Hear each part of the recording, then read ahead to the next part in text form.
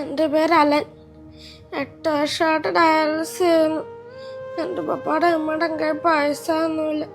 എല്ലാവരും എന്നെ ഒന്ന് സഹായിക്കണമെന്ന് ഞാൻ അപേക്ഷിക്കുന്നു. എൻ്റെ മോനാണ് അലൻ. ജന്മന കിഡ്നി രോഗിയാണ്.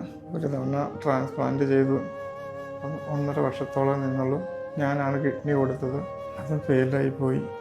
ഇപ്പോൾ 5 വർഷത്തോളമായിട്ട് വീണ്ടും ആഴ്ചയിൽ 4 ദിവസം വെച്ച് ഡയാലിസിസ് ചെയ്ത് വരുന്നു. ഇവൻ്റെ ചികിത്സാ ചിലവുകൾക്ക് ഒരുപാട് തുക കണ്ടെത്തണം. എൻ്റെ നാട്ടുകാരും കൂട്ടുകാരും എല്ലാവരുമാണ് എന്നെ ഇത്രയും സഹായിച്ചത് ചികിത്സ മുന്നോട്ട് കൊണ്ടുപോകാൻ. തുടർന്നുള്ള ചികിത്സയ്ക്ക് എന്നെക്കൊണ്ട് ഒരു മാർഗവുമില്ല. ഇത് കാണുന്ന എല്ലാവരും ഇവൻ്റെ ചികിത്സയ്ക്ക് പറ്റുന്ന സഹായം ചെയ്ത് തരണമെന്ന് അപേക്ഷിക്കുന്നു.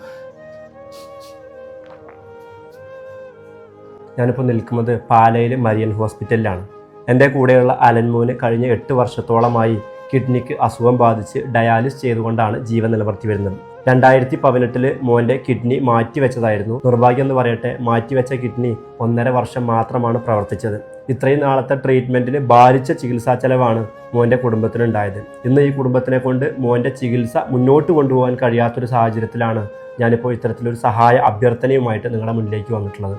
അതുകൊണ്ട് എൻ്റെ ഈ വീഡിയോ കണ്ടുകൊണ്ടിരിക്കുന്നവർ നിങ്ങളെക്കൊണ്ട് കഴിയുന്നൊരു സഹായം അലൻ്റെ തുടർ ചികിത്സയ്ക്കായിട്ട് ചെയ്തു കൊടുക്കണമെന്ന് വിനയപൂർവ്വം അഭ്യർത്ഥിക്കുകയാണ്.